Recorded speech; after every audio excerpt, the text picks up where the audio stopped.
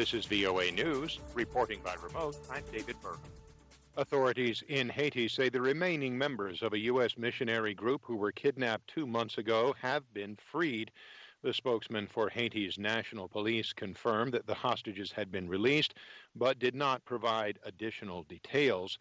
Christian Aid Ministries said in a statement, "We glorify God for answered prayer. The remaining 12 hostages are free."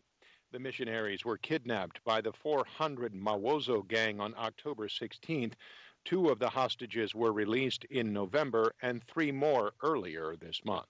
Authorities have said the gang was demanding $1 million ransom per person.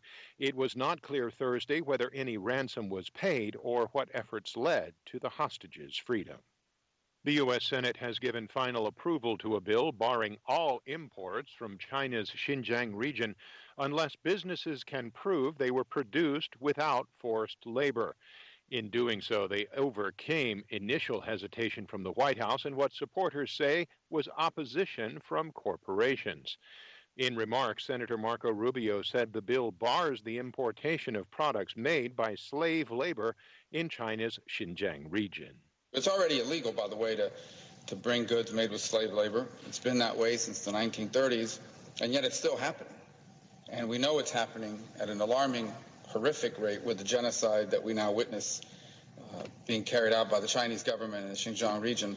The measure is the latest in a series of intensifying U.S. penalties over China's alleged abuses of ethnic and religious minorities in the Western region, especially Xinjiang's millions of predominantly Muslim Uyghurs.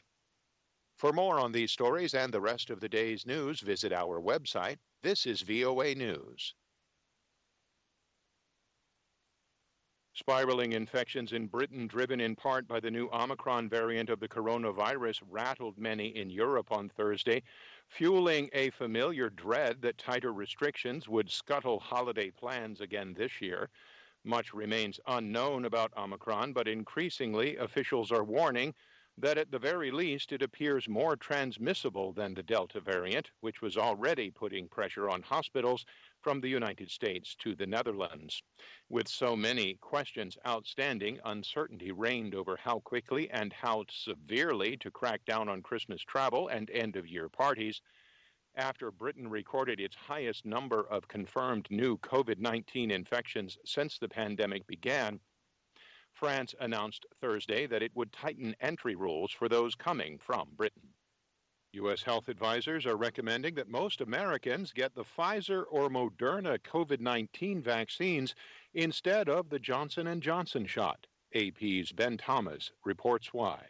The recommendation comes after advisors to the Centers for Disease Control and Prevention reviewed new safety data about rare but potentially life-threatening blood clots linked to J&J's COVID-19 vaccine. The clotting problem has caused 9 confirmed deaths, while the Pfizer and Moderna vaccines don't come with that risk. Further, the advisors say the Pfizer and Moderna vaccine also appear to be more effective. Of the 200 million fully vaccinated Americans, only a small fraction, about 16 million, received the J&J shot.